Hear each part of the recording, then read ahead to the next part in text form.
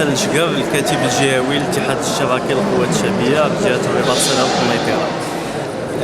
اليوم الكتابه الجهويه للاتحاد الاشتراكي والمنظمه الاشتراكيه للنساء كينظموا هذا الحفل الفني بمناسبه يوم 8 مارس. يوم 8 مارس اليوم العالمي للمراه هو يوم اللي اولا تذكير بالوضعيه المراه عبر العالم، الانجازات اللي حققتها في المجال السياسي الاقتصادي الاجتماعي. هو كذلك يوم لرفع تحدي ما زال ما ينقصنا اليوم من اجل التحقيق ديال واحد المساواة حقيقية بين الرجل والمرأة، بما يضمن حقوق المرأة، بما يضمن حقوق الطفل، بما يضمن حماية الأسرة.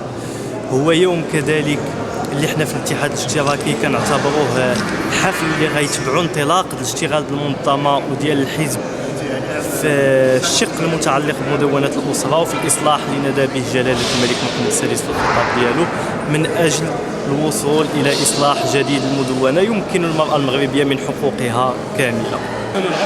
أبت الكتابة الجهوية اليوم في هذا اليوم الاحتفالي إلا أن تنفتح على مجموعة من الفعاليات التي بصمت في الميادين ديالها. هناك الساحة السياسية، هناك الساحة الرياضية، هناك تكريم ديال الأخت اللي كتعتبر من العداءات الأوائل في تاريخ المغرب. هناك فنانة تشكيلية، كاين يعني مجموعة من الأسماء اللي خارج الحقل السياسي. اليوم أبت الكتابة الجهوية إلا أن تنفتح على هذه الأخوات وتكرمهم في هذا اليوم اللي كنعتبروه حنا يوم كبير للوقوف على مجموعة من المكتسبات اللي دارتها المرأة المغربية. أولا اسم عائشة السكري، عضو المكتب السياسي للاتحاد الاشتراكي للقوات الشعبية، مناضلة في الاتحاد منذ أكثر من 40 سنة. اليوم 8 مارس هو يوم عالمي للاحتفال بالنساء من أجل المساواة، من أجل الحصول على حقوقهن التي كرسنا حياتنا من أجل أن نحصل عليها. وبالتالي اعتبار النساء هم أناس، هن بشر مثلهم مثل الرجال، يجب أن يتمتعوا بجميع الحقوق التي أعلن عنها الإعلان العالمي لحقوق الإنسان والتي كرستها المواثيق الدولية المختلفة. وهنا نذكر أنه لا بد من أن نطالب بتحرير النساء الصحراويات المغربية المسجونات في تندوف. وبالتالي كذلك لحد الساعة بلغني على أن عدد النساء الفلسطينيات المسجونات في صفوف السجون الإسرائيلية بلغ لحد الساعة 32 امرأة. وبهذه المناسبة نطالب بتحرير هؤلاء النساء لأنهن ربات بيوت ويطالبن من أجل عدالة قضيتهن، قضية فلسطينية التي لا يمكن نحن في الاتحاد الاشتراكي أن نتخلى عنها.